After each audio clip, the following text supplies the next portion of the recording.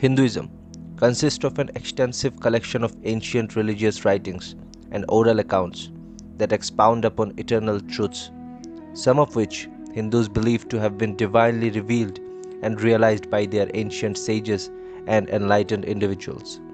Hindu scriptures such as Vedas, Upanishads, Agamas, Puranas, epics like the Bhagavad Gita and Ramayana, law books, and other philosophical texts have been passed on for generations through an oral and written tradition. Since spiritual seekers have different levels of understanding, spiritual teachings are presented in a variety of ways to provide guidance to all the seekers.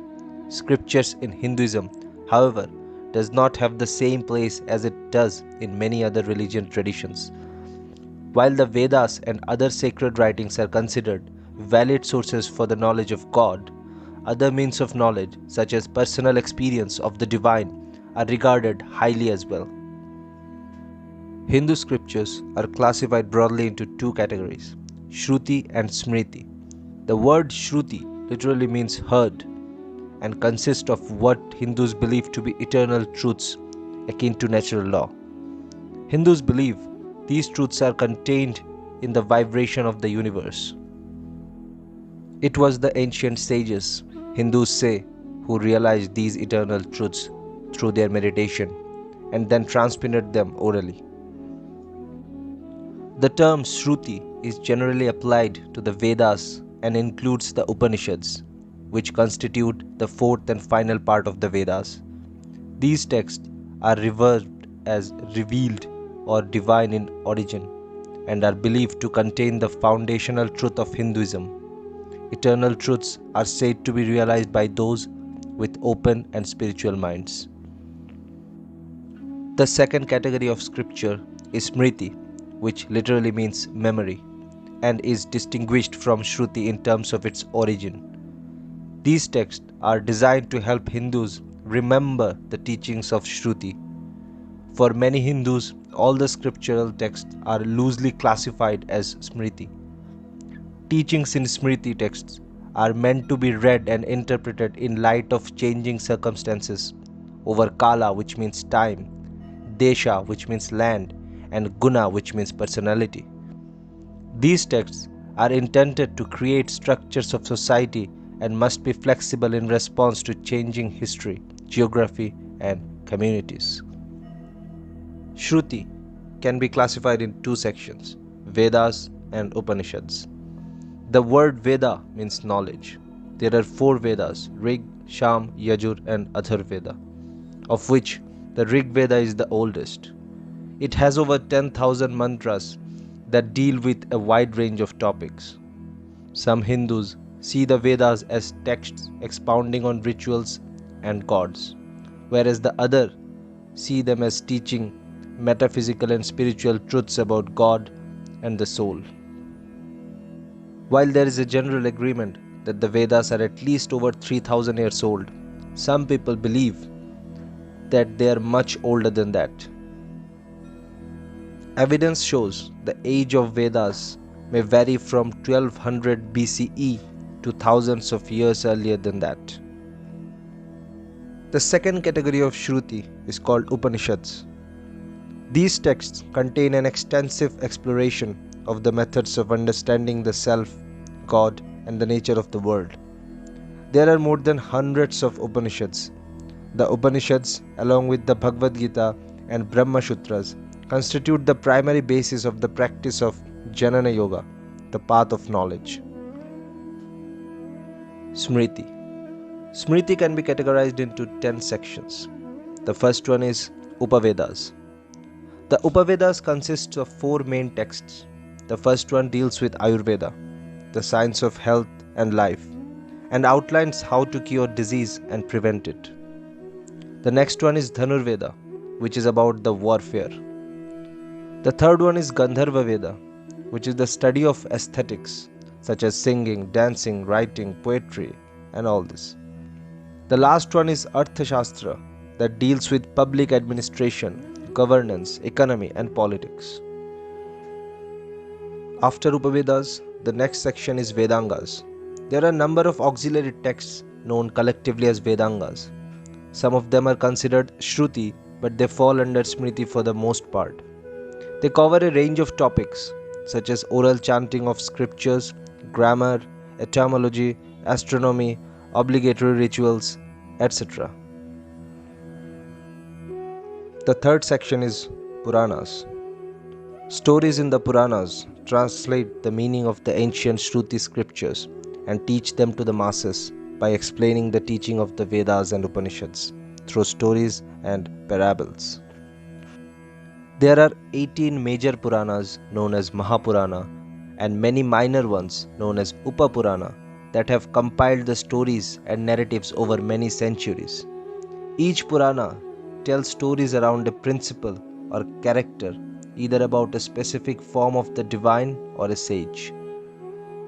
They cover a wide range of sacred and secular topics such as the manifestations of God, teachings on dharma, karma, death and rebirth, the use of mantras, the significance of sacred sites for pilgrims, the importance of service, cosmetology, Ayurveda, and astrology. Ancient, modern, and contemporary Hindu beliefs and religious practices are derived in large part from the Puranas. The next category is the popular epic Ramayana, the story of Lord Ram, whom Hindus believe to be an incarnation of the divine.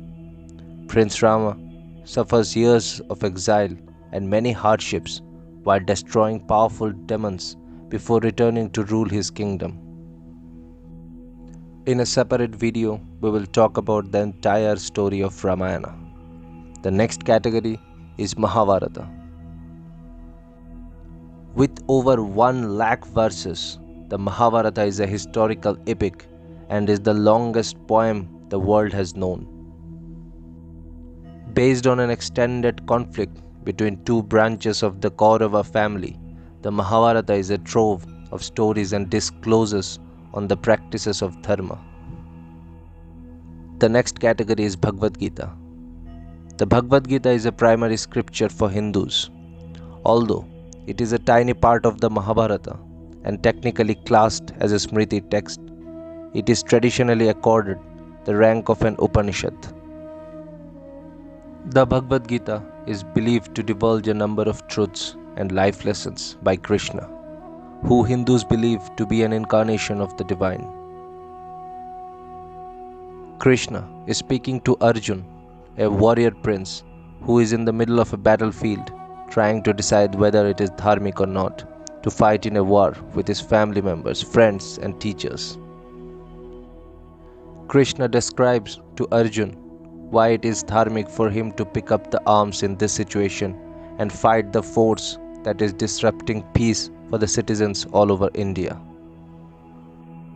Though fighting goes against the idea of ahimsa or non-violence, Arjuna's dharma as a prince is to use his skills to fight injustice to make his kingdom a safe and peaceful place for all the citizens. The Bhagavad Gita is meant to help one understand the upholding dharma can be challenging, especially in situations where there is not a clear right or wrong. In modern times, many people, including non-Hindus, have read the Gita. The next category is Dharma Shastras. This class of texts that explain how dharma is maintained in daily life. The texts deal with a wide range of topics such as responsibilities of each stage of life, civil and criminal law, dietary rules, festivals, pilgrimages, charity, etc. Since these texts are part of Smriti, not Shruti, their teachings are subject to reinterpretation to suit differences in time and place. The next category is Darshana Shastras. These are 6 philosophical texts that are the basis of the 6 major schools of Hindu philosophy. 2 of the most widely studied are the Brahma Sutras and the Yoga Sutras. The next category is Agama Sutras, ancient and numerous, including many that have been lost over the centuries. These texts deal with practical aspects of devotion and worship, including personal and temple rituals and practices. And the last one is Bhakti texts. From ancient to contemporary times, the teachings, poems, and songs composed by the saints in regional language have been a major source of inspiration. They convey simple message of devotion, dharma, and spiritual practice through the language of local people throughout all parts of India and beyond. All these scriptures explain various aspects of life. By practicing and understanding them, one can realize the eternal truth.